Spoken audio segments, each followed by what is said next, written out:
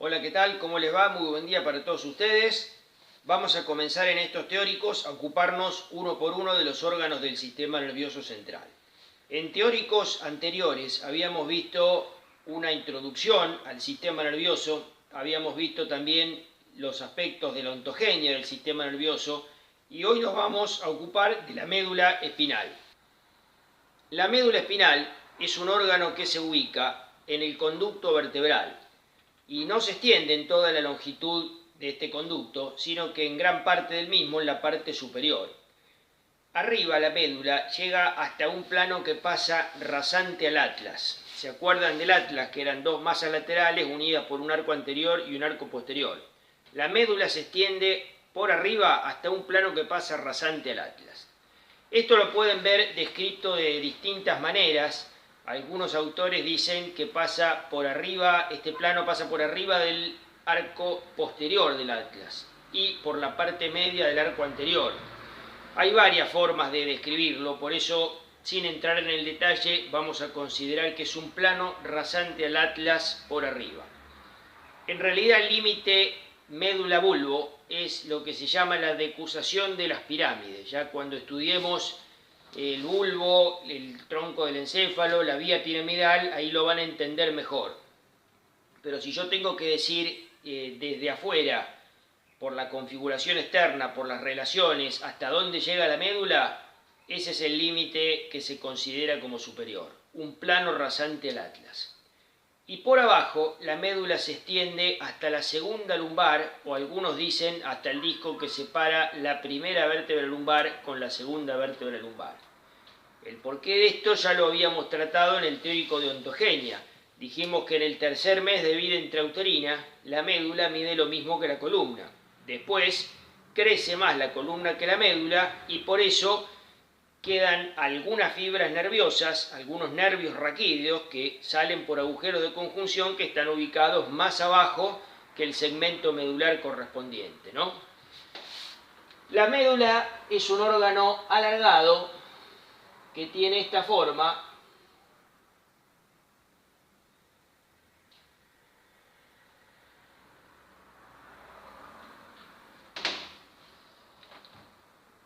Acá yo se lo hice bien exagerado, ¿sí? La medida más o menos es de 1 centímetro, ligeramente aplanado en sentido anteroposterior, pero tiene dos abultamientos que se llaman intumescencia cervical e intumescencia lumbar. Repito, esto está un poco más exagerado porque apenas se reconocen. Esos engrosamientos o intumescencias corresponden a los lugares donde van a salir los nervios raquídeos destinados a los miembros. Si yo veo la médula por adelante, hay un surco que se llama surco medio anterior. Y si la veo por atrás, hay otro surco que tiene algunas diferencias, ahora lo vamos a ver en un corte, que es el surco medio posterior. Y por fuera hay otro surquito que es el surco colateral anterior y también tenemos otro atrás que es el surco colateral posterior. Por esos surcos van a salir las fibras nerviosas que forman la raíz anterior y posterior de los nervios raquídeos. Esto sería la médula vista desde adelante o desde atrás, ¿sí? Por abajo termina en este extremo afilado que se llama cono terminal y de ahí sale el filum terminal que se inserta en el coxis. Eso es lo que queda cuando la médula empieza a quedarse corta para el crecimiento de la columna. El extremo caudal de la médula queda unido al coxis mediante este ligamento, ¿sí? Vamos ahora a representar un corte transversal de la médula espinal, un corte axial. Y en un corte axial vamos a ver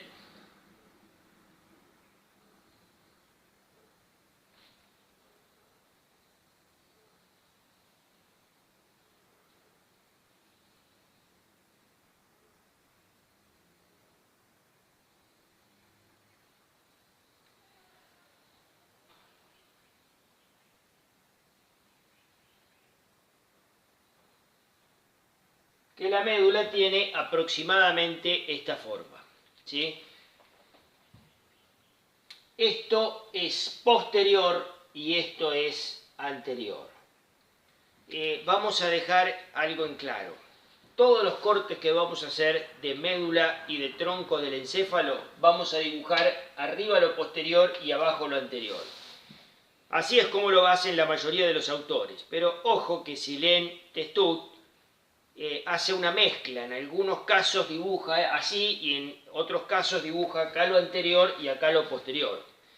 Y yo también a veces hago eso. Si ustedes ven el teórico de inervación del miembro superior, que hablamos un poquito de generalidad del sistema nervioso y explicamos cómo se forma un nervio raquídeo, ahí yo le hice al revés. Hice acá lo anterior y acá lo posterior. Ustedes pueden hacerlo como se les dé la gana, en tanto y en cuanto sepan qué es lo anterior y qué es lo posterior, ¿no? Acá, para que no se mezcle todo, como estos temas son a veces un poco más difíciles, más complicados, vamos a hacer siempre lo posterior acá y lo anterior acá.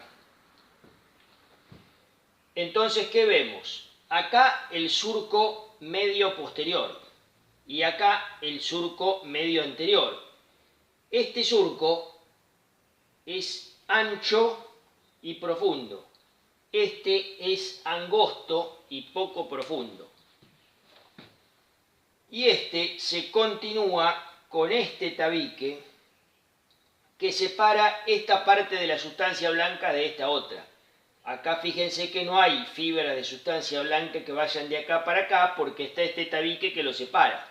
Acá existe esto que es una comisura blanca anterior donde hay fibras de sustancia blanca que pasan de un lado para el otro. Siguiendo con la configuración externa, acá tenemos el surco colateral posterior y acá el surco colateral anterior, donde van a salir estas fibras nerviosas que van a constituir los nervios raquídeos. Esta va a ser la raíz posterior del nervio raquídeo y esta la raíz anterior. También en algunos casos podemos ver un surquito acá, que es lo que separa los haces de Gol y de Urdach, que ya se lo pueden ir olvidando, el surco ese no es importante. Y yendo a la configuración interna de la médula, ¿qué es lo que vamos a ver? Acá tenemos sustancia gris, que es todo lo que está dentro de esta forma de H, de mariposa o lo que quieran ustedes, y esto que va a ser sustancia blanca, ¿sí? Todo esto acá es sustancia gris.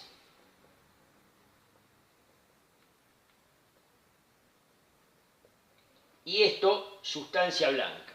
Ya habíamos explicado lo que era sustancia gris y sustancia blanca. En la sustancia gris, ¿qué hay?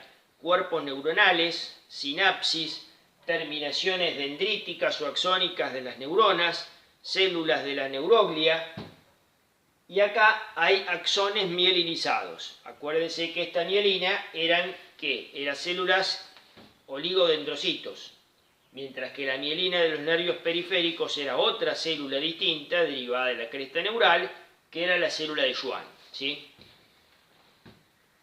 Esto que vemos acá es el centro embriológico de todo el sistema nervioso central. Es el conducto que recorre todo el sistema nervioso central originalmente, que acá en la médula queda reducido a este conducto ependimario que está prácticamente obliterado. Por ahí no hay circulación de líquido cefalorraquídeo. En la sustancia blanca van a correr las distintas vías. Ahí hay axones mielinizados que van o para arriba o para abajo. Vamos a ver después que tenemos vías ascendentes y vías descendentes. Las descendentes son las que vienen de arriba, por ejemplo, las neuronas de la vía piramidal que vienen de la corteza frontal. Y las vías ascendentes son en general las vías que llevan algún tipo de sensibilidad, ya veremos después cuáles, y que son vías que van desde la médula hacia arriba, generalmente hacia el tálamo, que es una estructura del diencéfalo que ya veremos oportunamente. En la sustancia blanca vamos a reconocer 3 cordones, así es como se llama. Este que es el cordón posterior, este que es el cordón lateral y este que es el cordón anterior. Fíjense que el cordón anterior de un lado se continúa con el del otro, pero el posterior no, porque estaba este tabique que ya habíamos mencionado. Esos cordones son simplemente divisiones que se hacen en la sustancia blanca, ¿no? Por acá van a correr o para arriba o para abajo fibras mielinizadas que van a formar los distintos haces. Ya veremos que esos haces tienen nombre: el haz espino, cerebeloso, dorsal, el haz piramidal directo, cruzado, ya los vamos a ver cuando veamos vías. ¿Cómo está organizada la sustancia gris? Acá tenemos el asta anterior y acá tenemos el asta posterior. En el asta anterior están las neuronas motoras. Acá hay motoneuronas que tienen su cuerpo acá y van a salir por la raíz anterior, se incorporan al nervio raquídeo y salen a inervar un músculo. Y acá tenemos neuronas sensitivas. Acuérdense que en la raíz posterior del nervio raquídeo había un ganglio derivado de la cresta neural. En ese ganglio hay neuronas pseudounipolares que tienen una prolongación dendrítica que viene trayendo distintos estímulos sensitivos, ya vamos a ver qué tipo de estímulos son, y una prolongación axónica que viene acá a hacer sinapsis con otra neurona. Esta va a ser la primera neurona de la vía y acá hace una sinapsis con otra neurona que va a ser la segunda neurona de la vía. En algunos casos ya vamos a ver que en la sensibilidad profunda consciente y epicrítica no es así, pero en general es así. Bueno, en el asta anterior vamos a reconocer una cabeza y una base. En el asta posterior, una cabeza, un cuello y una base. Vamos a ver que ahí están organizadas las distintas neuronas sensitivas que llegan. Algunas llegan acá, otras acá y otras acá. ¿Qué diferencia hay entre el asta anterior y el asta posterior? El asta posterior es ancha y tiene un borde así más irregular. El asta posterior es más angosta y tiene un borde más neto. El asta posterior no llega hasta acá, está bien separada por una capa de sustancia blanca. El asta posterior, esta puntita llega casi hasta la superficie de la médula. Vamos a ver que en la sustancia gris hay una sistematización muy compleja. Acá tenemos la zona marginal de Lissauer, que son unas fibras de sustancia blanca que separan esta puntita acá de la cabeza del asta posterior de la superficie. No es importante que sepan de qué son esas fibras. Acá tenemos el estrato zonal de Waldeyer, la sustancia gelatinosa de Rolando más profundamente. La verdad no es tan importante que sepan esas cosas. Les diría que no es importante para nada. También hay toda una laminación, la laminación de Rexel, que tampoco le vamos a dar mucha bolilla. Lo que sí es importante es cómo terminan estas fibras sensitivas y cómo se originan estas fibras motoras. Así que vamos a ocuparnos primero de las fibras sensitivas y después de las fibras motoras. O sea, cómo está organizada esa asta posterior y el asta anterior. Las fibras sensitivas que van a llegar al asta posterior son de tres tipos. Hay tres tipos de fibras que traen tres tipos de estímulos diferentes. Esos estímulos son estímulos que pueden ser exteroceptivos,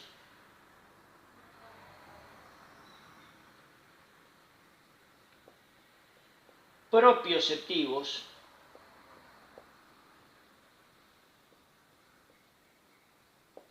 e interoceptivos.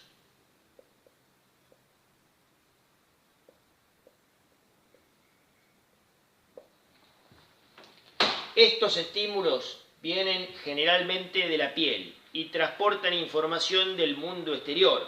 Por ejemplo, lo que yo toco, si yo toco algo caliente o frío, si me lastimo con algo y me duele, todos esos estímulos son exteroceptivos y vienen del mundo exterior, de afuera.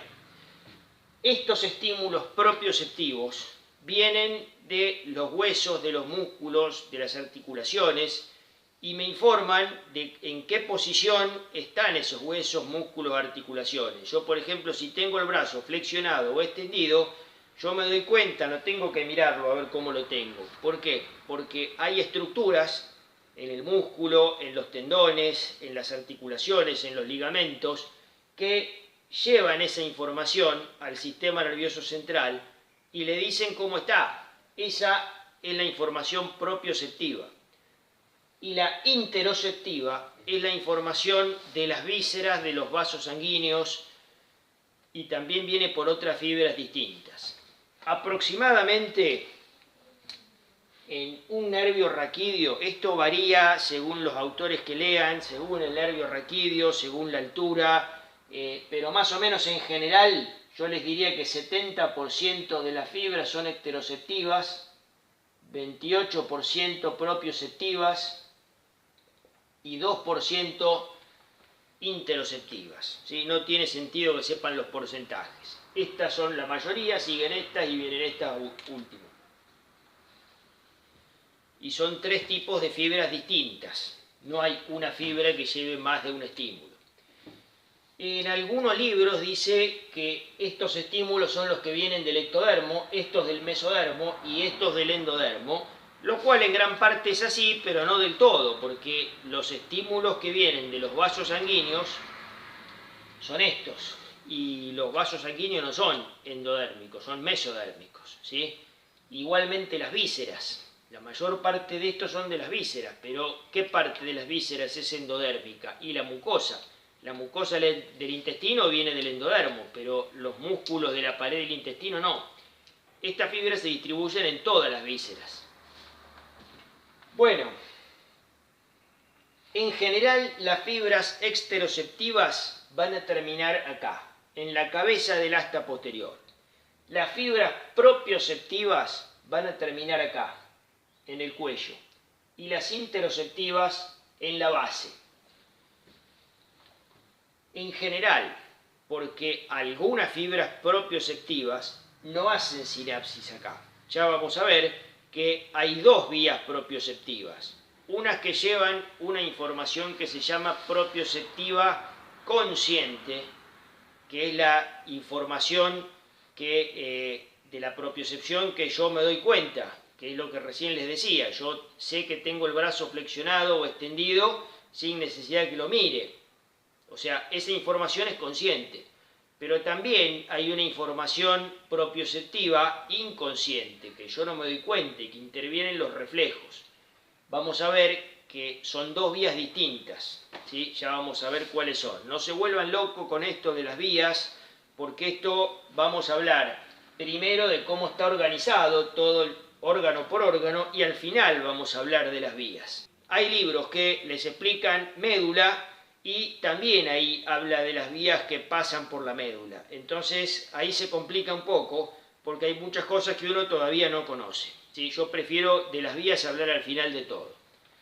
Vamos a comenzar con estas fibras exteroceptivas. ¿De dónde vienen?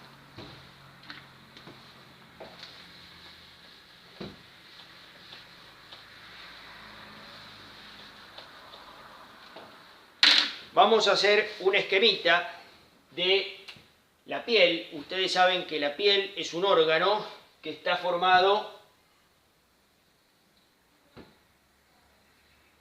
por 3 partes.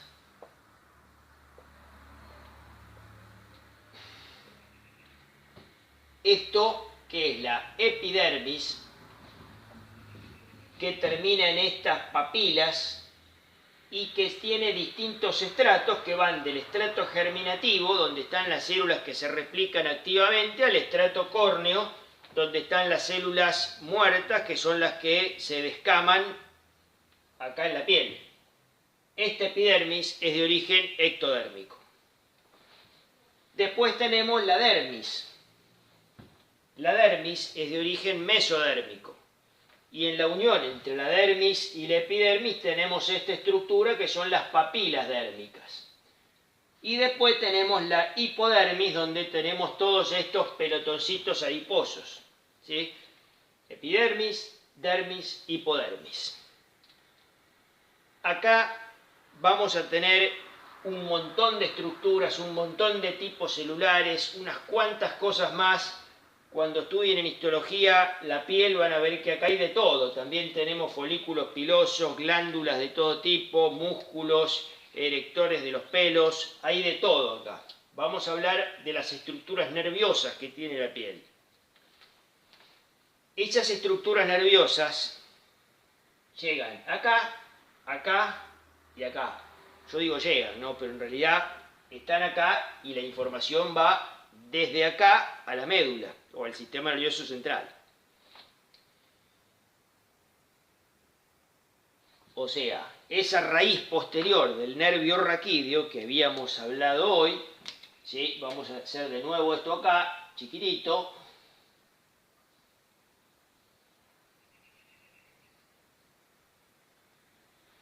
¿Sí? Esa raíz posterior estaba formada por una neurona pseudounipolar que estaba en el ganglio de la raíz posterior, derivado de la cresta neural. La prolongación axónica viene acá a hacer sinapsis con otra neurona, pero la prolongación dendrítica viene a buscar información de acá. Y acá vamos a tener distintas estructuras receptoras que son sensibles a distintos tipos de estímulos. En la epidermis tenemos estructuras que reciben estímulos de dolor y de tacto. Entonces tenemos terminaciones nerviosas libres, que son simplemente terminaciones de esas dendritas que no tienen ninguna especialización. Y estas son sensibles al dolor. Otras fibras van a formar unos discos que son sensibles al tacto, pero al tacto fino, al tacto delicado. Esos son los discos de Merkel. Merkel, no Meckel como el ganglio, el cavum de Meckel. Estos son los discos de Merkel.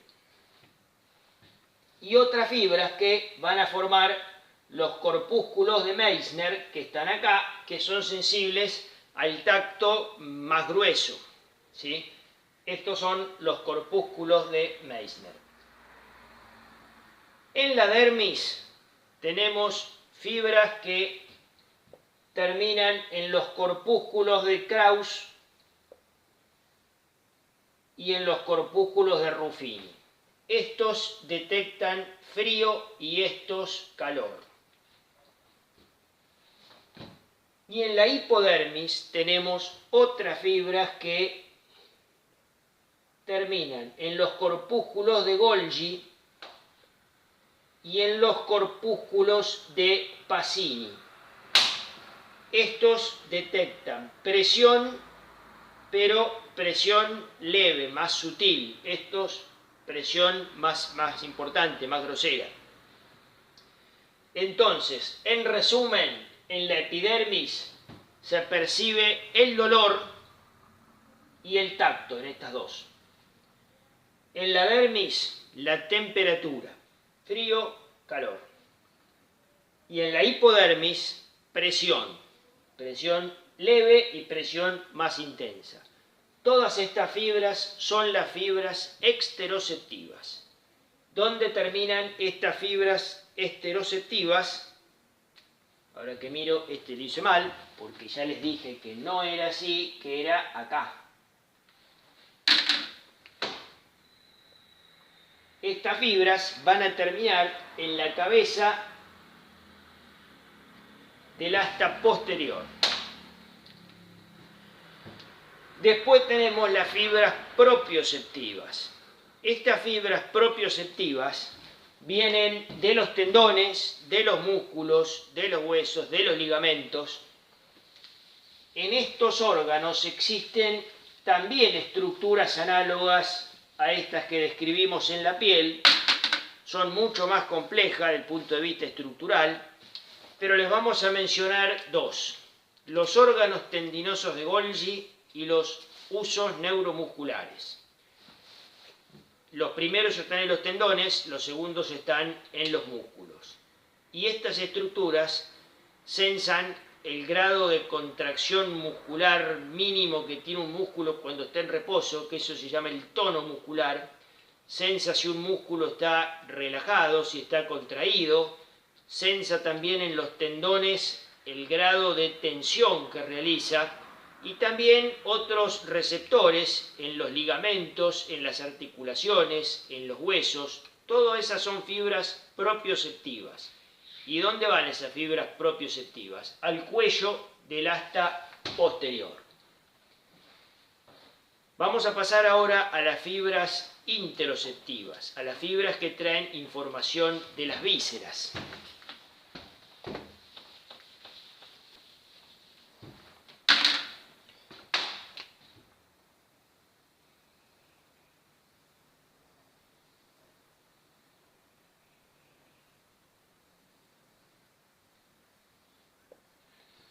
Esas fibras interoceptivas, ya les dije que van a llegar acá, a la base del asta posterior.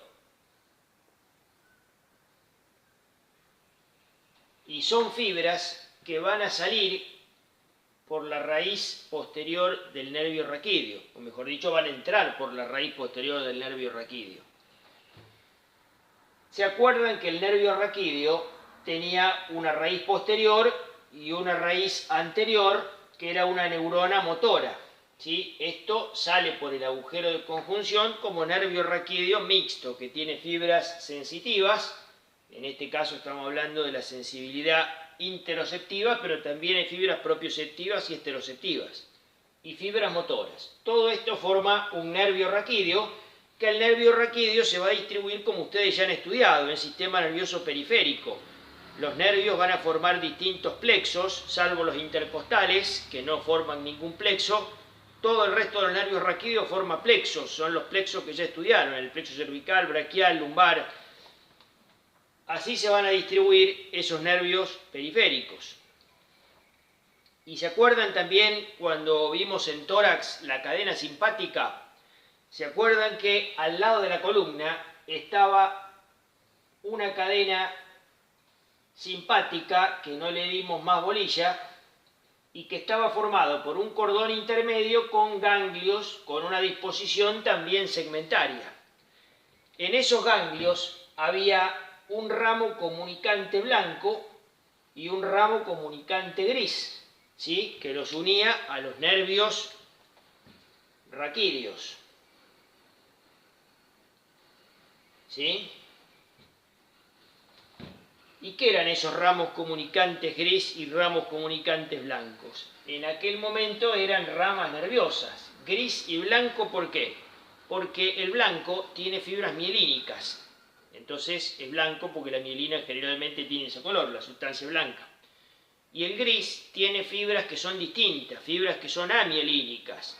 Vamos a ver que en el sistema nervioso autónomo hay un montón de fibras amielínicas. Son fibras que no tienen mielina y conducen lentamente. ¿Se acuerdan que cuando había mielina teníamos esa conducción saltatoria a través de los nodos de Ranvier y por eso era más rápida? Estas son fibras de conducción más lenta, son del sistema nervioso autónomo exclusivamente.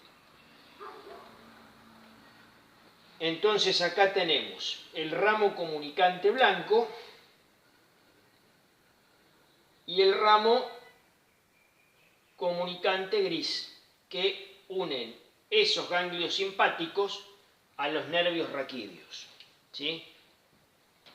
Había otros ganglios también del sistema nervioso autónomo, ¿sí?, que los vamos a llamar por ahora ganglios previscerales. Y las fibras nerviosas del sistema nervioso autónomo, estas fibras nerviosas que transportan estímulos interoceptivos desde las vísceras, vienen, vamos a suponer que esto sea una víscera, un sector del intestino, por ejemplo, Y acá tenemos las fibras interoceptivas. ¿Qué hacen estas fibras? Atraviesan esos ganglios previscerales sin hacer sinapsis en ellos y entran a esos ganglios por los nervios esplácnicos y por los ramos comunicantes blancos, se distribuyen acá, ¿sí? Esto lo vamos a borrar para que no se confunda. Así se distribuyen las fibras interoceptivas. Estas son fibras del sistema nervioso autónomo aferentes. Vamos a ver que también tenemos fibras aferentes en el sistema nervioso autónomo que entran de modo análogo en los pares craneales y van a núcleos aferentes del sistema nervioso autónomo en el tronco del encéfalo. Estas son fibras del sistema nervioso autónomo, entonces.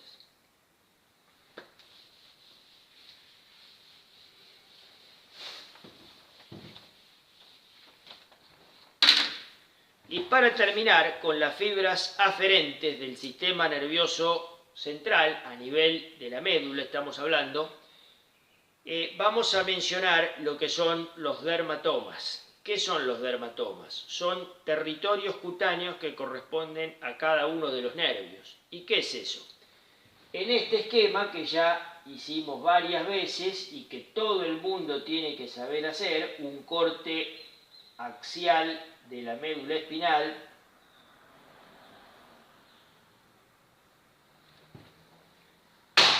dijimos que hay una raíz sensitiva y una motora que forman el nervio raquídeo que sale por el agujero de conjunción. Esto va a inervar un músculo y esto trae fibras propioceptivas, exteroceptivas o interoceptivas. Y esto puede ser un corte hecho a cualquier altura de la médula. Nosotros somos animales segmentarios, al igual que los anélidos, que los artrópodos. Uno puede considerar que estamos formados por distintos segmentos, como rodajas en las que se puede cortar el cuerpo, apiladas una arriba de la otra. Cada una de esas tajadas se llama una metámera, ¿sí? Y cada metámera tiene un nervio correspondiente, tiene un somita correspondiente, con el esclerótomo, el miótomo y el dermátomo, ¿se acuerdan? Todas esas estructuras son segmentarias. A nivel de la cabeza y del cuello se complica un poco porque aparecen otras estructuras que son los arcos branquiales. Entonces, en parte, hay un solapamiento de estructuras somíticas y branquiales en cabeza y cuello que vamos a estudiar en tronco del encéfalo, como es la inervación. Ahí se arma un pequeño lío donde se solapan dos cosas, pero ya vamos a ver que no es para nada difícil. Y bueno, estas metámeras, si uno se pone a estudiarlas, vamos a ver que hay un territorio cutáneo que corresponde a cada uno de los nervios raquídeos. Eso se llaman dermatomas. Vamos a hacer un gráfico. Esto por ahí no es importante que lo sepan, pero sí que tengan idea en general que existe, ¿no? Esas metámeras se distribuyen en la piel de esta manera. Yo sé que acá está T12. El par torácico 12. Yo sé que acá está T2. Y acá en el medio 3, 4, 5, 6, 7, 8, 9, 10, 11 y 12. Acá está T1. Acá está C8. Acá C7. Acá en el pulgar C6, acá en el hombro C5, C4, C3, C2 en la cabeza. ¿Qué pasó acá? Esto es la cara. ¿Quién inerva la cara? La cara derivaba de la piel de la cara. Estos son dermátomos, es piel. La cara estaba inervada, la piel de la cara, por el nervio trigémino, porque deriva del primer arco. ¿Qué originaba el primer arco? Así, a grosso modo, músculos masticatorios, piel de la cara. Inervación trigémino. Entonces, esto es para los dermatomas de los nervios raquídeos. Acá tenemos una estructura de origen branquial. Eso era lo que yo más o menos les decía. Se solapan estructuras en cabeza y cuello y se complica un poco la cosa. C1 no tiene componente sensitivo prácticamente. Es un nervio que tiene, a diferencia de los demás, la mayor parte de las fibras están destinadas a la rama posterior. ¿Se acuerdan que cuando sale un nervio raquídeo da una rama posterior para los músculos epizomíticos y una rama anterior para todo lo demás? En C1, esa rama, la más grande, es la posterior. En el resto de los nervios raquídeos es la más chica por lejos, porque hay muchos menos músculos epizomíticos que hay arriba. ¿Y acá cómo es esto? Esto es L1, L2, L3, L4, L5, acá sacra 1, y si yo quiero ver las otras sacras tengo que darlo vuelta. Y el último par, el par coccígeo, es el par que está rodeando el ano. ¿Por qué? Porque es el extremo posterior del embrión. Fíjese que en los miembros, cómo es la disposición, esto es así y esto es así. ¿Y por qué? Y porque esta segmentación corresponde a un cuadrúpedo. La bipedestación es una condición secundaria que adquirimos después. Esto es así. Por eso es que en los miembros tienen esta disposición y en el tronco esta otra. Y la última, que es el par coccígeo, ¿a dónde va? Al extremo posterior, que es el ano.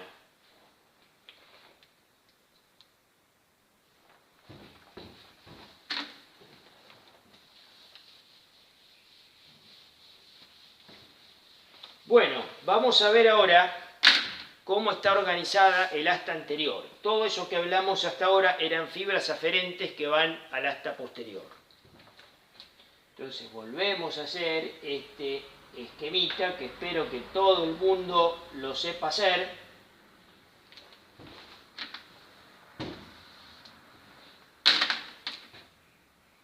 Surco posterior es así, este es el tabique ese que ya habíamos mencionado.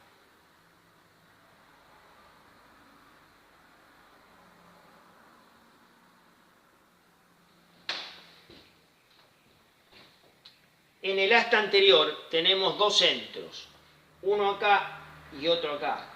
La sistematización es mucho más compleja, ¿no? Esto así como para que tengan una idea general, un pantallazo. Las neuronas ubicadas acá en posición anterointerna van a ir a los músculos epizomíticos, los músculos extensores de la columna, los músculos de los canales vertebrales.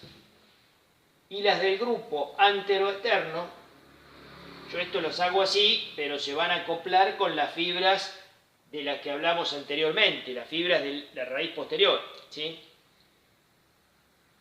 Estas van a los músculos de las paredes anterolaterales del tronco, a los músculos infraioideos, a los músculos de los miembros, prácticamente el resto de los músculos.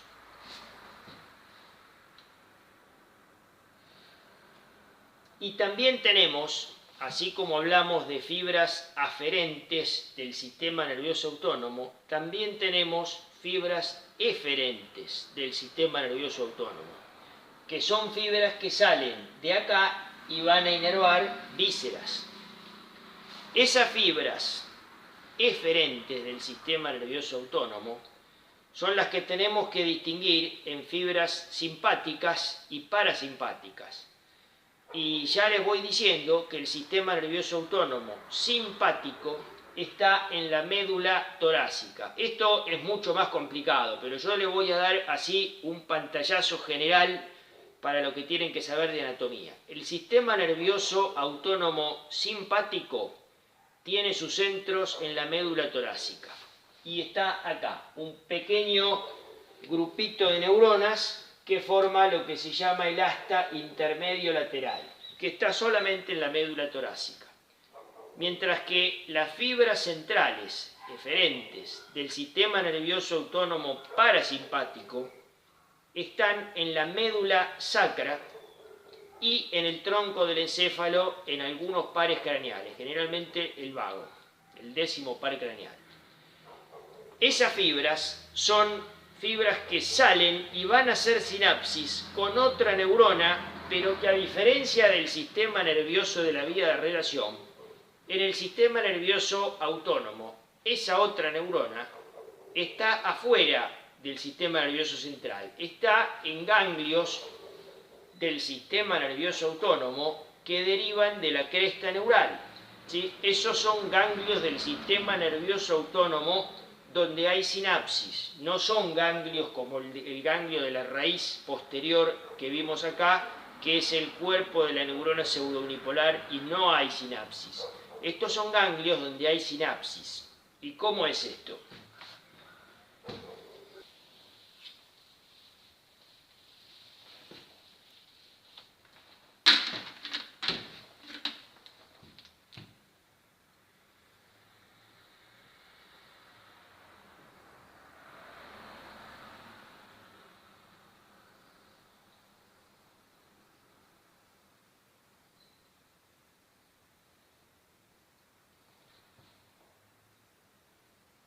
Acá tenemos la raíz posterior, la raíz anterior, acá teníamos el ganglio de la raíz posterior. De la unión de estas dos raíces resulta un nervio raquídeo que va a salir por el agujero de conjunción. Y al lado de la columna vertebral estaba esa cadena simpática, ¿sí? Vamos a hacer un ganglio simpático acá y también tenemos el cordón ese intermedio que unía todo, así como un rosario, todos los ganglios, y este ganglio iba a estar comunicado con este nervio por el ramo comunicante blanco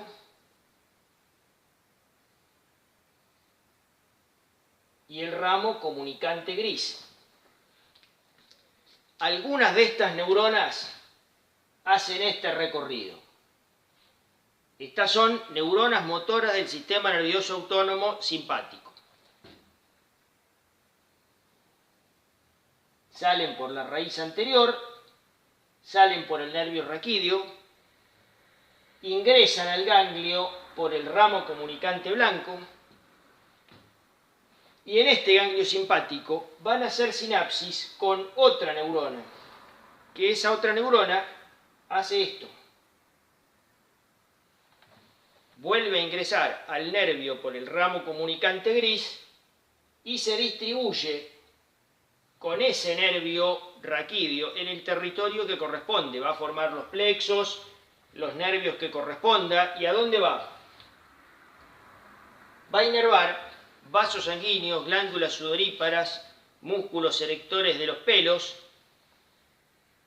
Estas neuronas se llaman posganglionares y estas preganglionares. Fíjense lo que yo les decía. En el sistema nervioso autónomo, la segunda neurona es extraaxial, está fuera del sistema nervioso central, está en estos ganglios, ¿sí? Mientras que otras neuronas hacen esto. También son neuronas motoras del sistema nervioso autónomo, entran por el ramo comunicante blanco, salen por el nervio esplácnico y hacen sinapsis en otros ganglios. Estos son ganglios prevertebrales y son también ganglios del sistema nervioso autónomo. Y estas fibras van a las distintas vísceras. Estos son ganglios, por ejemplo, el ganglio celíaco, el ganglio mesentérico, el ganglio aórtico, son ganglios del sistema nervioso autónomo, ¿sí? Y también estas son fibras postganglionares. Fíjense que nuevamente la neurona efectora, la segunda neurona de la vía, también es extraxial, está fuera del sistema nervioso central, está en estos ganglios del sistema nervioso autónomo.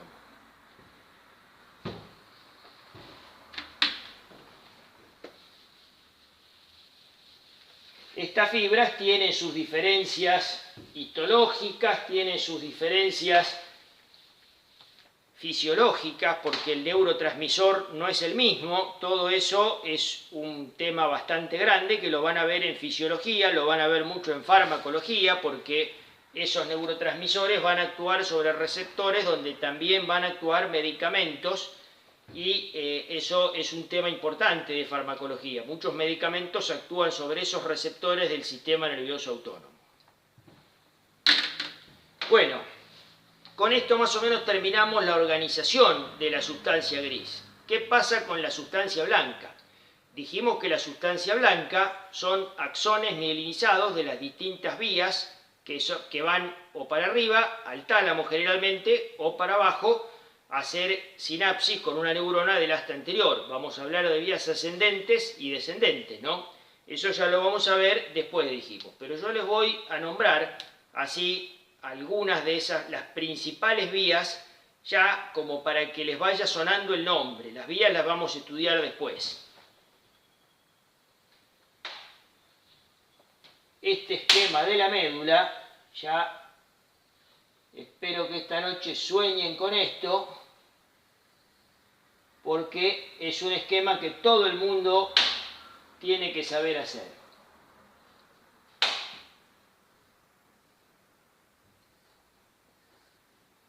Estos son los cordones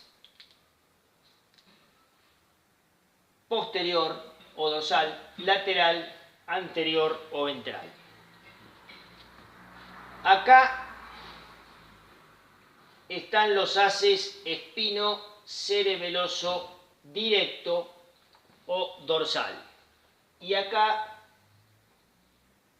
el espino cerebeloso ventral o cruzado. Pueden poner anterior y posterior. Yo prefiero decirle dorsal y ventral porque yo me acuerdo dorsal directo. Esto de directo cruzado ya vamos a ver lo que quiere decir. Estas vías llevan la sensibilidad profunda inconsciente. Acá tenemos el haz piramidal cruzado y acá tenemos el haz espino-talámico lateral. Acá tenemos los haces de Gold y de Burdach, que llevan la sensibilidad profunda consciente, y además la vía táctil epicrítica viene por ahí. Y acá, en el cordón anterior, tenemos el espino talámico anterior, el piramidal directo, y bueno, hay muchos otros haces más, vestíbulo espinal, rubro espinal. Yo por ahora les menciono algunos, hay muchos otros. Y también en la médula hay muchas fibras de asociación, muchas fibras que conectan segmentos de la médula con los que están por arriba, con los que están por abajo, fibras que nunca salen de la médula. Otra cosa importante, ¿dónde va a haber más sustancia blanca? ¿Arriba o abajo en la médula? Ustedes piensen que en la médula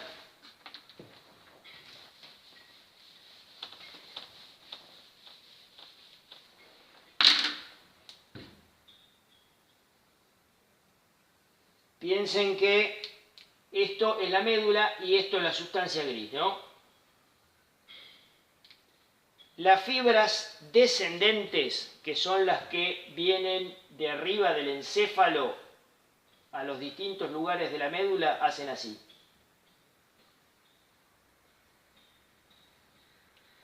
Y las fibras ascendentes, que son las que van de la médula al tálamo generalmente, hacen esto.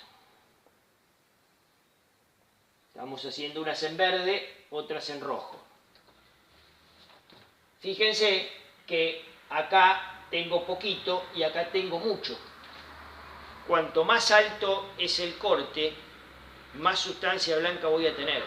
Esos cortes que yo les hice son cortes de la médula promedio, por llamarlo de alguna manera, pero cada corte a una altura diferente es distinto. Incluso hay alguna variación de la forma de la sustancia gris, pero la sustancia blanca, así en general, siempre va a ser mayor cuanto más alto sea el corte.